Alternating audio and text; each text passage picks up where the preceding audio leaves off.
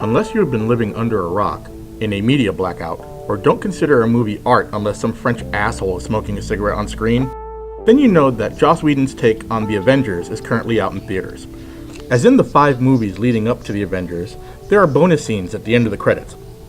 In the first bonus scene, well, if you haven't seen the movie yet, this video contains major spoilers, and if you care anything about seeing things for yourself, you'll stop watching this video now.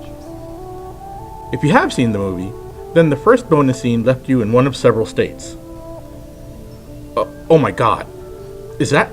No, it can't be. Was that Thanos? I thought Darkseid was a DC villain. Who the hell was the guy at the end with the winning smile? Aw, crap, there was a scene after the credits? If you are in the first group, then this video is probably not for you. For the rest of you, this video answers a not-so-simple question. Who is Thanos? Thanos is the big badass in the Marvel Universe. First seen in a 1973 issue of Iron Man. He is a Titan. Not to be confused with Clash of the Titans, Teen Titans, those things in the Immortals, or this guy. He is a Titan because he comes from, wait for it, Titan, the 6th and largest moon orbiting Saturn. Remember, this is based on what science knew of the universe at the time, which wasn't much. He is a classic example of what poor self-esteem can do to a young man. Oh yeah, and he's in love with death. Not like he likes death, he is in love with death. Like in love with the physical embodiment of death, which, luckily for him, Marvel has envisioned as female. But to get you to this place, I have to go back to his origins.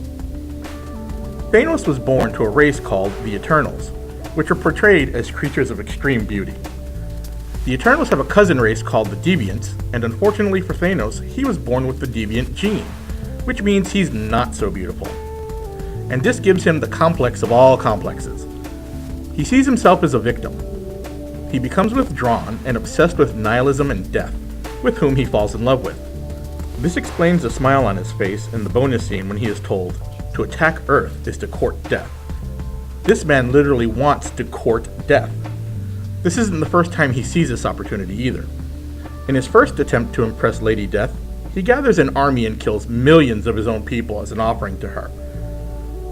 Then he comes to Earth looking for the Cosmic Cube, which we now know as the Tesseract. Luckily, the heroes stop Thanos by destroying the Tesseract, but don't worry, he'll find more. He goes about his business wreaking havoc across the universe and eventually stumbles upon a plan to collect the Infinity Gems, which he later uses to forge the Infinity Gauntlet. He sets off to kill half of all living beings in the universe, again as an offering to death. On this jaunt, the heroes pay a big price.